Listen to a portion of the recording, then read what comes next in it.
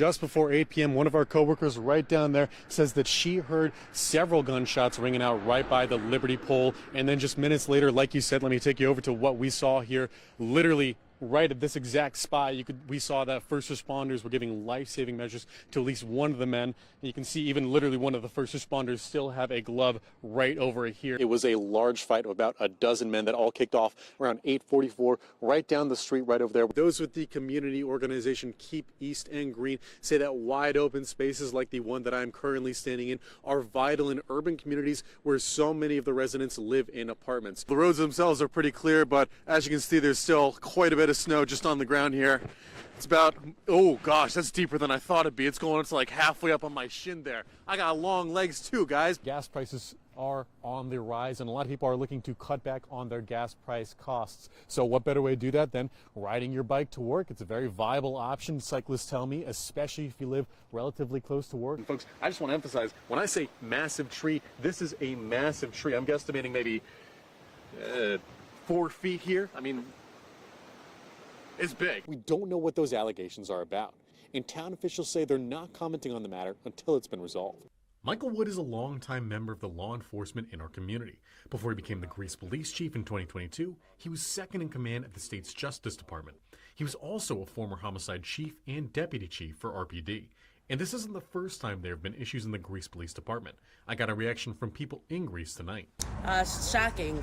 As here we go again with a new chief a couple of years ago, and now here we're doing it all over again.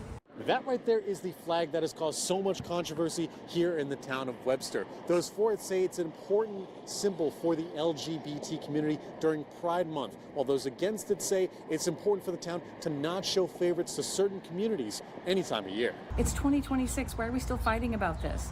Why are we fighting about including people who are born the way they're born? Love is love. Sue Garbin lives in Webster, and like many others, came out to Thursday's town board meeting in support of the flag. My mother was gay, and my mother couldn't live her authentic life. So I think I somewhat do this for her too, to a certain extent. We're not hurting anybody. I am not for it. It has nothing to do with the sexuality. It has to do with showing favoritism. Lifelong resident Lori Reed says flags flown on town property shouldn't show special favor to any groups. It wasn't approved through the town board, which is code to do policy. So the supervisor did that on his own and shouldn't have. A town spokesperson tells me that's not accurate, at least not until later that night, when in a 3-2 vote, town board passed a resolution to only show certain flags on town property. The American flag and the New York State flag shall be the official flags of the town of Webster to be displayed on properties owned by the town of Webster. Well, Said flag policy shall take effect on Friday, June 5th.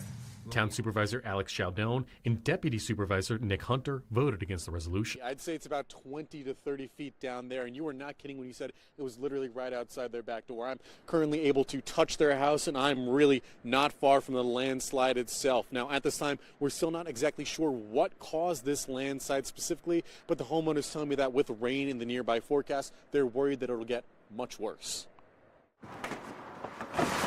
The Rin family is packing up their home after the Arachnoid Fire Marshal declared their house on Carlson Drive to be unsafe due to this massive landslide in their backyard.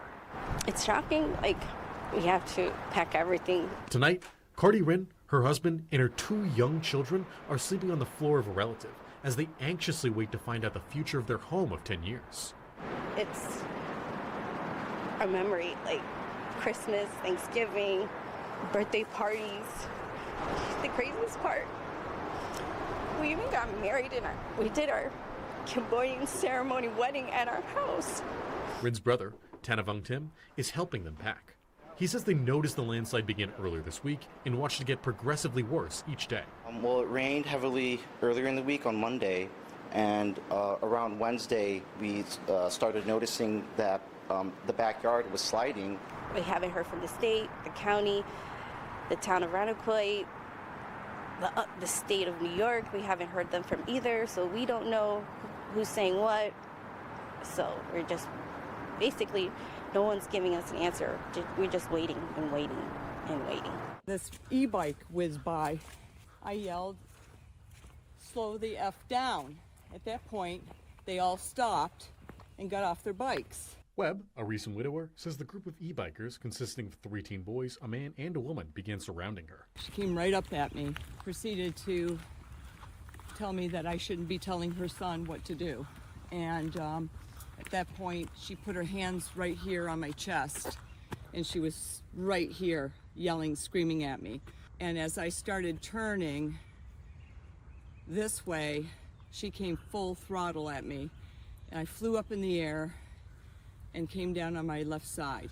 After falling, Webb's friend Lisa Morrow says the boys came up with large branches. They all grabbed thick sticks, like about 3 inches, 4 inches in diameter. So kind of Yeah, like about this size, yeah. right? The fall left Webb with injuries to her knee, thigh, shoulder, and arm, and she now needs physical therapy. Currently, Penfield has a ban of all motor vehicles, such as cars or motorcycles, on park trails, but that technically doesn't include e-bikes. Things like a e-bike, where it's a motor assisting a pedal, as I've been told by the town, are technically allowed.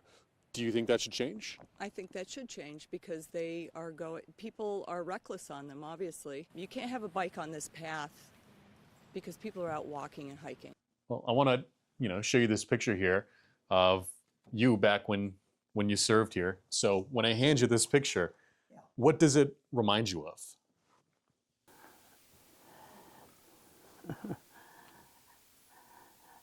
I was kind of excited, and still I was a little bit afraid, but I was proud to serve. Frank Sada was born in 1922. He and his 2 brothers all served in the military during World War II. What called you to action? Were you drafted, or did you volunteer?